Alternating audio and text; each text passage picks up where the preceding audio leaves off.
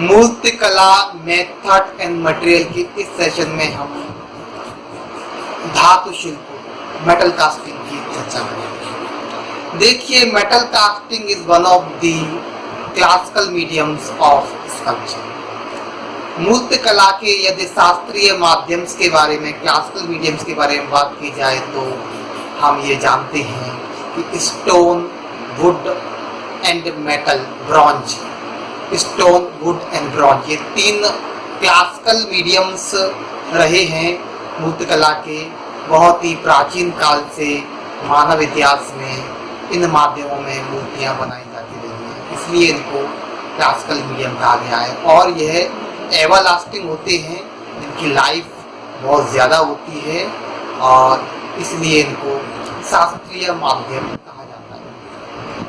तो आज मूर्तिकला की जो धातु शिल्प विधा है, जो मेटल कास्टिंग प्रक्रिया है, मेटल कास्टिंग की जो टेक्निक्स हैं, इसके बारे में हम कुछ चर्चा, ओवरऑल चर्चा करते हैं। देखिए, धातु की मूर्ति की अगर बात की जाए तो भारतीय इतिहास में नर्तकी की मूर्ति जो मोहनजोदड़ो से प्राप्त हुई, वह एक महत्वपूर्ण एग्जाम्पल है, जहाँ से हमें पता लगता है कि धातु ब्रॉन्ज कितनी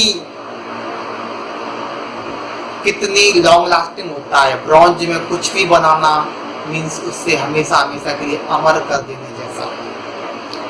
तो अगर हम लॉन्ग लास्टिंग मटेरियल्स की बात करें तो पहला हमारा जो लॉन्ग लास्टिंग मटेरियल हमारा स्टोन है, जिसका प्राचीन समय से इस्तेमाल होते आ रहा है, जब से मानव ने इस धरती पर जन्म लिया है। दूसरा जो महत्वपूर्ण जो माध्यम वो है ब्रॉन्ज है। तो ब्रॉन्ज जैसे ही मानव थोड़ा सभ्य हुआ, जैसे ही मानव ने धातु के बारे में जाना, तो उसने जो ब्रॉन्ज की मूर्ति अपने जो आदर्श से देवी देवताओं की बनाना शुरू किया और इस तरह से ब्रॉन्ज कास्टिंग की शुरुआत मूर्तिकला में प्रारंभ हुई। तो ब्रॉन्ज,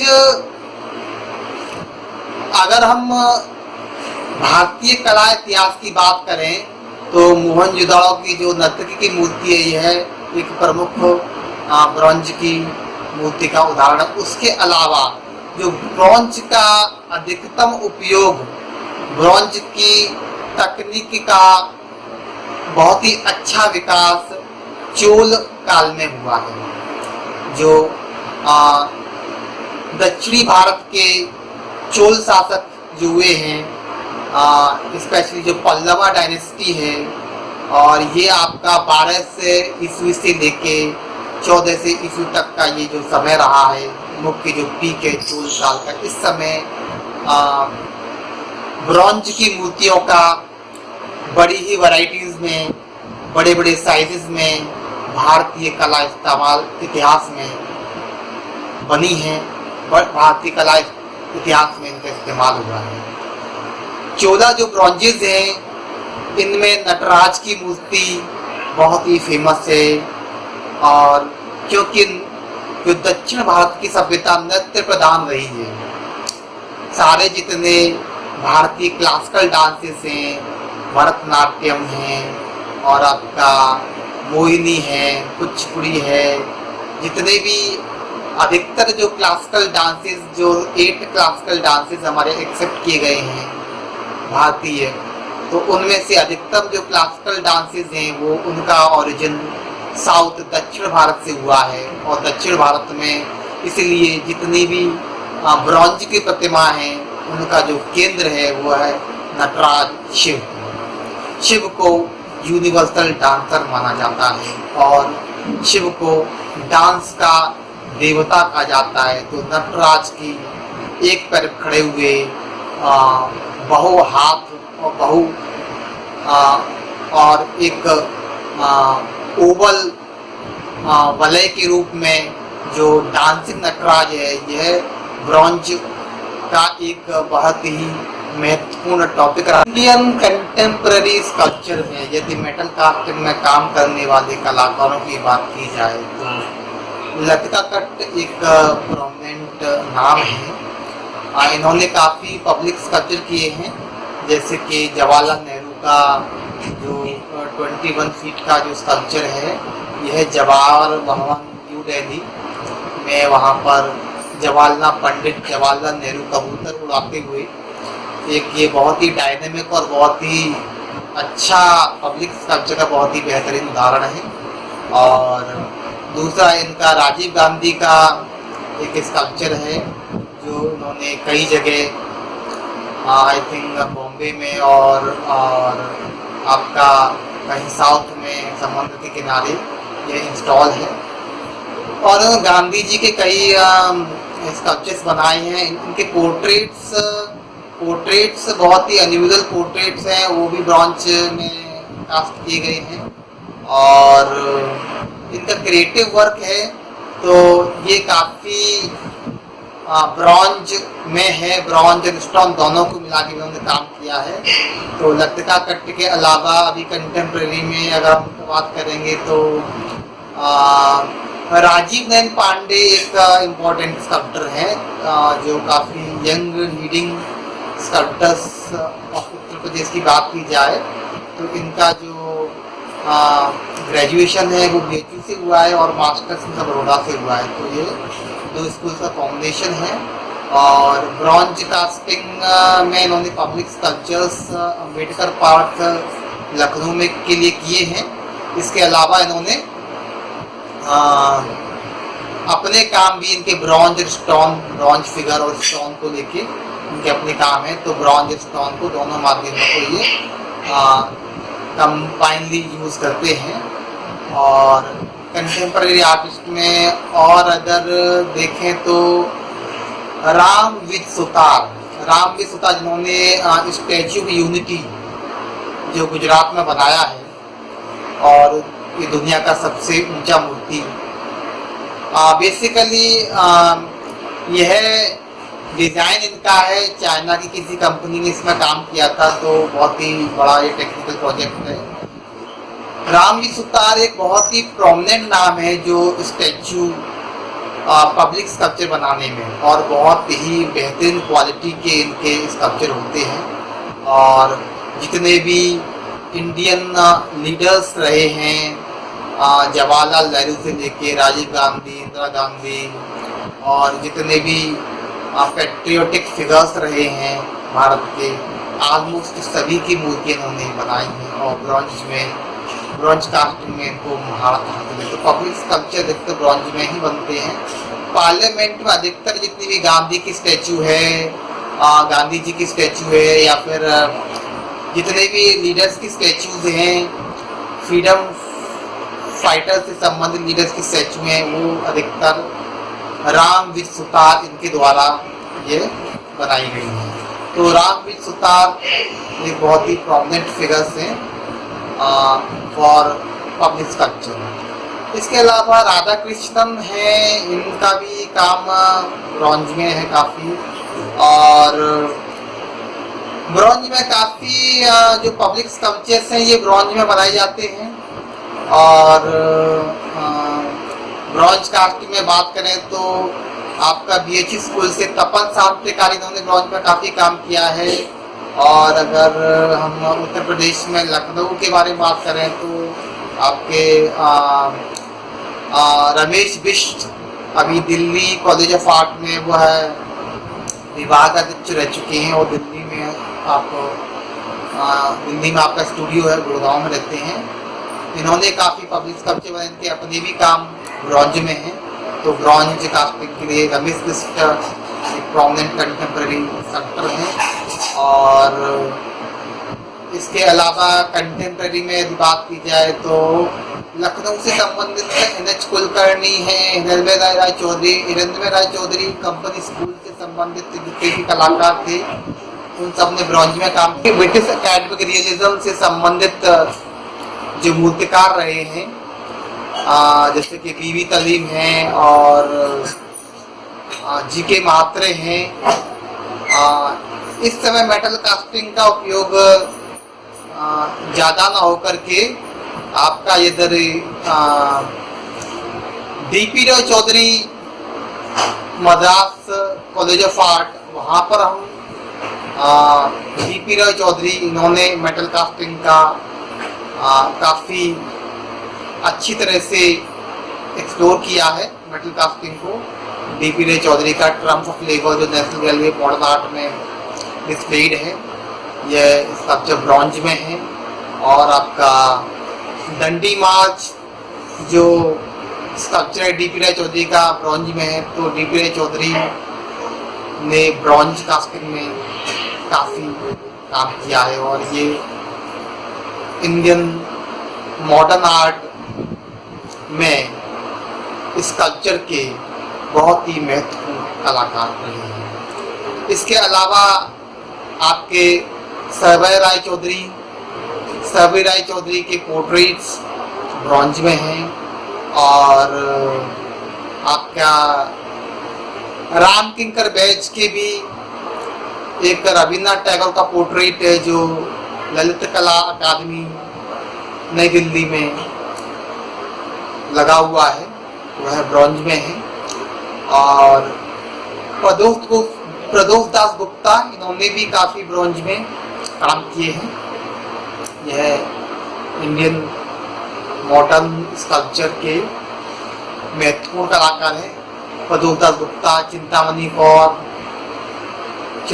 कौर, अमरनाथ सहगल, धनराज भगत, इनके भी कुछ काम ब्रॉन्ज में हैं। शंकु चौधरी, इन्होंने काफ़ी ब्रॉन्ज में काम किए हैं। सोमनाथ और इन्होंने काफ़ी इंटरेस्टिंग ब्रॉन्ज में काम किए हैं। हालांकि ये एक ग्राफिक आर्टिस्ट थे, लेकिन उन्होंने वाउंडेड एनिमल्स को लेके काफ़ी इंटरेस्टिंग वर्क ब्रॉन्ज में किए हैं। इनके अलावा मीरा मुखर्जी हैं, इन्होंने बहुत ही इंटरेस्टिंग काम किए हैं ब्रॉन्ज में। डोकरा कास्टिंग टेक्निक को लेकर, जो बस्तर की जो एक जनजाति है उनके साथ मिलकर उन्होंने काफ़ी क्रिएटिव वर्क इस ट्रेडिशनल डोकरा मेटल कास्टिंग टेक्निक के तहत उन्होंने किए। अशोका नाम का स्कल्पचर का काफ़ी फेमस है। मृणालिनी मुखर्जी एक बेसिकली वीविंग में स्कल्पचर बनाती हैं, लेकिन रिसेंटली इन्होंने भी नेचुरल फॉर्म्स को इन्होंने ब्रॉन्ज में कास्ट किया है और काफ़ी इंटरेस्टिंग काम किए हैं। मेटल कास्टिंग के परिप्रेक्ष्य से यदि हम पाश्चात्य कला जगत पर एक नज़र डालें तो हम ये नोटिस करेंगे कि इजिप्शियन आर्ट में ब्रॉन्ज कास्टिंग का इस्तेमाल हुआ है। इजिप्शियन आर्ट के बाद जो ग्रीक आर्ट है, ग्रीक का जो क्लासिकल पीरियड है, यहाँ पर मेटल कास्टिंग का जो इटालियन लॉस्ट वैक्स प्रोसेस का बहुत ही परिपक्व तरीके से उपयोग किया गया है। और ग्रीक क्लासिकल और हेलेनिस्टिक कला एक आदर्श उदाहरण है इटालियन लॉस्ट वैक्स प्रोसेस का। इसके बाद जो रोमन काल आया है, रोमन पीरियड जो आया है पाश्चात्य कला में, यहाँ पर भी ब्रॉन्ज कास्टिंग, मेटल कास्टिंग का बहुत ज़्यादा उपयोग हुआ है। बहुत ही परिपक्वता में यहाँ के जो एम्परर्स हैं, पेट्रियोटिक लीडर्स हैं, पॉलिटिकल लीडर्स, उनके मूर्तियाँ, घोड़े पर सवार मूर्तियाँ, पोर्ट्रेट्स काफ़ी ब्रॉन्ज में बनाए गए हैं। और रोमन पीरियड के बाद में आपके जितने भी बैजेंटाइन, रोमनस्क और गॉथिक काल हुए हैं, यहाँ पर मूर्ति कला का लिए यह कला, इवन ये कहें कि विजुअल आर्ट्स के लिए डार्क एजेस कहा गया है इनको। Early Christian, Byzantine, Romanesque, Gothic, इन सारे पीरियड्स को। लेकिन यहाँ पर भी हम मूर्तियों का उपयोग यहाँ देख सकते हैं।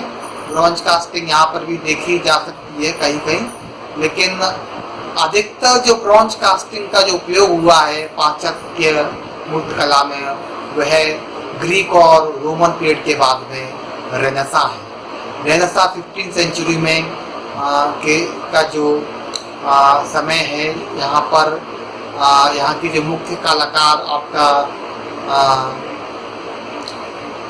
माइकलएंजेलो, इन्होंने मोस्टली मार्बल में ही काम किया है, लेकिन ब्रॉन्ज में भी इस समय काम हुआ है। और ब्रॉन्ज में ज़्यादातर यदि हम काम देखें तो आपका रेनेसां में तो मोस्टली मार्बल में ही काम हुआ है। डोनातेलो एक अर्ली रेनेसां और इसके बाद मैनिस्ट जियोवानी दी बोलोग्ना, इन्होंने मोस्टली मार्बल में ही काम किया है। बर्ननी, इनका काम भी अधिकतर मार्बल में ही है। और स्पेशली जो न्यू क्लासिकल पीरियड है, यहाँ पर ब्रॉन्ज कास्टिंग का काफ़ी उपयोग हुआ है। और यहाँ के जो एंटोनी कैनोवा जो स्कल्पटर हैं, इन्होंने भी काफ़ी काम मार्बल में ही किए हैं और ब्रॉन्ज में यहाँ पर काफ़ी यूज हुआ है।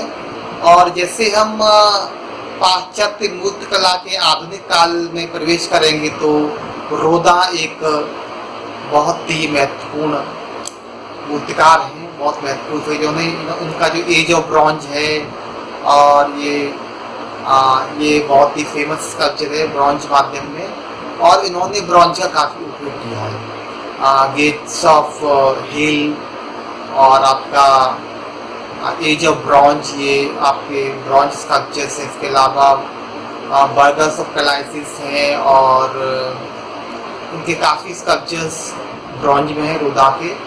और रोदा के बाद यदि हम पाश्चात्य कला जगत में बात करें तो ब्रांकुसी एक बहुत ही प्रोमिनेंट आर्टिस्ट हैं जिन्होंने ब्रॉन्ज का इस्तेमाल किया। हेनरी मूर ने अधिकतर पत्थरों का इस्तेमाल किया है।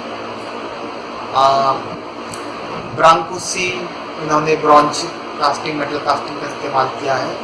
ब्रांकुसी के बाद आपके जितने भी क्यूबिस्ट स्कल्पटर्स, इन्होंने बेसिकली फैब्रिकेशन के द्वारा, टैटलिन है, इन्होंने फैब्रिकेशन के द्वारा स्कल्पचर बनाए। तो मेटल कास्टिंग बजाय मेटल फैब्रिकेशन टेक्निक का इन्होंने इस्तेमाल ज़्यादा किया है। जितने भी लूम गैबो हैं, आपके आर्कीपेंको है, अलेक्जेंडर आर्कीपेंको हैं, क्यूबिस्ट कंस्ट्रक्टिविस्ट जितने भी स्कल्पटर्स हैं, इन्होंने फैब्रिकेशन का ज़्यादा इस्तेमाल किया है।